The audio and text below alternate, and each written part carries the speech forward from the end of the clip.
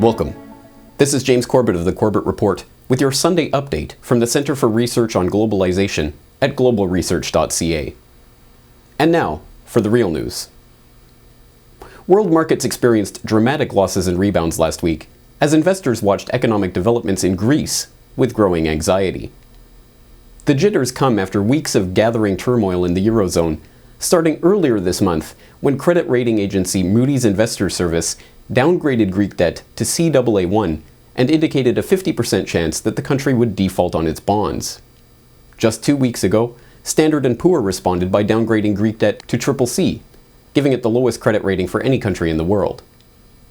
One fear is that the contagion of a Greek default would spread throughout the Eurozone, causing borrowing rates for other fragile European economies in Ireland and Portugal to skyrocket.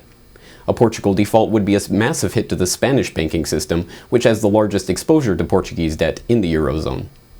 Now Moody's has threatened to downgrade the creditworthiness of some of the largest Italian banks, and has put the Italian public debt on review for downgrade. The EU and the IMF have scrambled to throw together a second massive bailout for the tiny Greek nation, this one expected to be worth 120 billion euros, with 12 billion euros of those funds to be dispersed early next month. The Greek parliament will have to vote this week on whether or not to accept the package, which contains another round of punishing austerity measures as conditions for the funds. As European leaders scramble to further ensnare Greece in a web of bailouts, the Greek people have once again taken to the streets en masse to protest the austerity cuts that are the condition for the so-called rescue. Mass riots have turned the streets of Athens into battle zones between protesters and police, with demonstrators throwing stones and petrol bombs, and police returning fire with tear gas and stun grenades. These protests are reflected in similar large-scale marches in Spain, where demonstrators from Barcelona, Valencia, Cadiz, and other areas of the country plan to converge for a mass demonstration in Madrid next month, where activists have been occupying the central square for several weeks. Now the Germans are beginning to show their frustration at shouldering the brunt of the burden for the Eurozone bailouts, with German Chancellor Angela Merkel under attack by members of her own party for her handling of the crisis.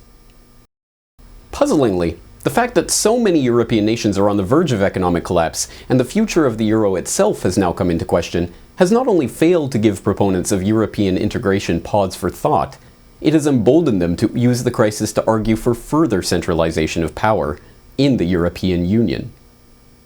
Earlier this month, European Central Bank President Jean-Claude Trichet used the occasion of a gala where he accepted the Charlemagne Prize for contributions to European unity to call for the creation of a European finance ministry with authority to exercise control of the governments of individual nations. Speaking at the gala, Trichet opined, "In this union of tomorrow, would it be too bold, in the economic field, with a single market and a single central bank, to envisage a Ministry of Finance of the Union?"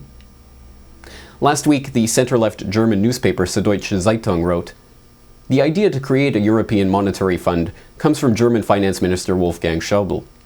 It's hardly believable that the world's second-largest currency doesn't already have such an independent institution. Perhaps some things are too ambitious for the moment, but there's no reason not to try." However, critics note how the very tendency towards centralization exemplified by the single European currency has itself been the cause of many of the problems and made the risk of a systemic meltdown spreading beyond the borders of each nation that much more likely. On the floor of the European Parliament in Brussels last week, Member of European Parliament Nigel Farage took the opportunity to put these criticisms to EU President José Manuel Barroso. Mr Barroso, every time I ask you, what is your plan B, you say there's no need. And every time I predict that another country is on the verge of a bailout, you say, no, there's no problem. And here we are, on the verge of the second Greek bailout, and you say there is no alternative.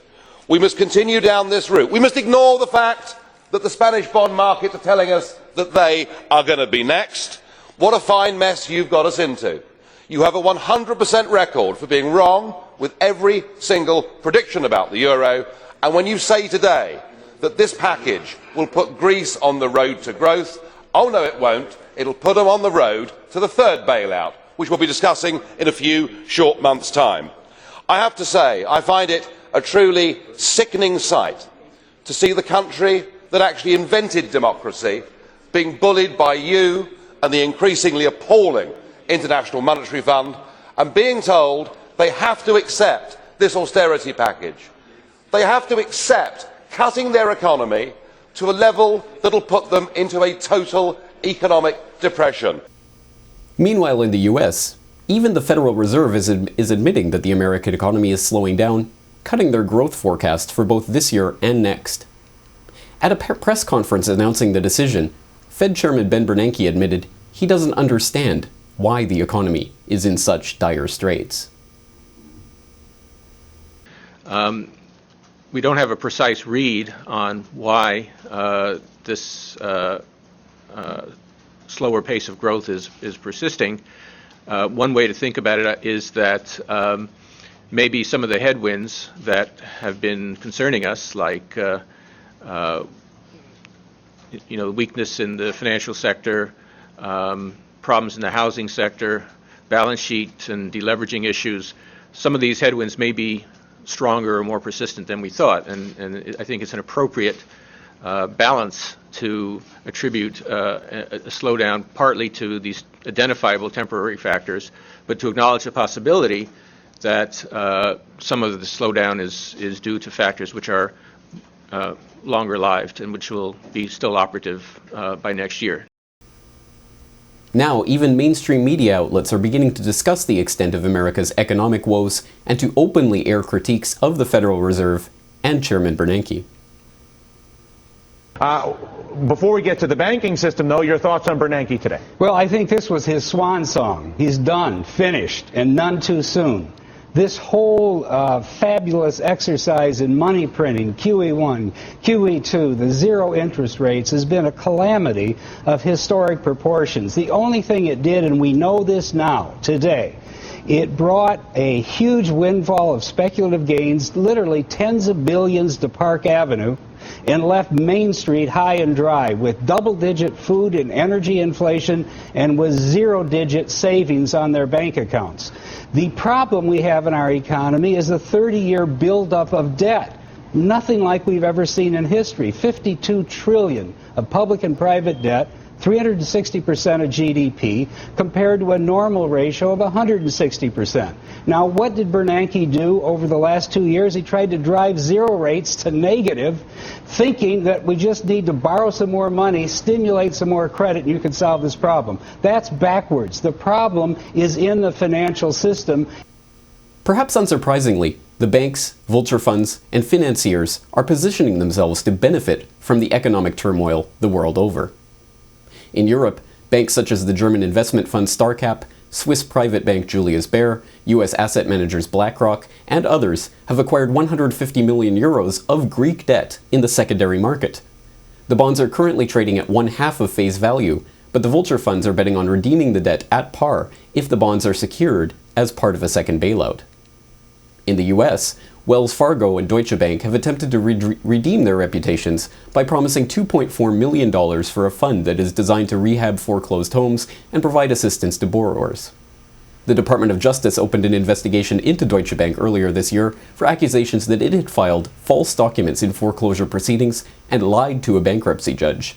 And Wells Fargo admitted in February that it was being investigated by several agencies for its foreclosure practices.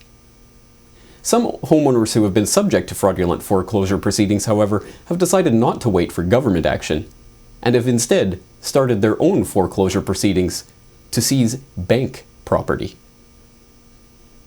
This is normally what you'd see when a person's being foreclosed on and their property seized by a bank. But today, it's the other way around. They've ignored our calls, ignored our letters. Legally, this is the next step to get my clients compensated.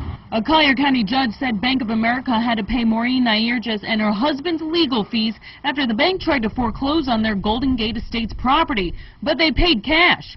The courts agreed they never had a mortgage to begin with. After more than 5 months, the bank still hadn't paid up.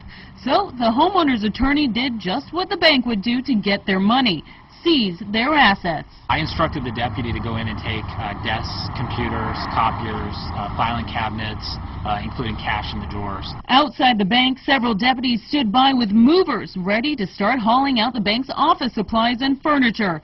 Inside, the homeowner's attorney was locked out of the bank manager's office by deputies while the bank manager tried to figure out what to do. He was visibly shaken. Having two sheriff's deputies sitting across your desk and a lawyer standing up behind them, demanding whatever assets are in the bank, it can be intimidating.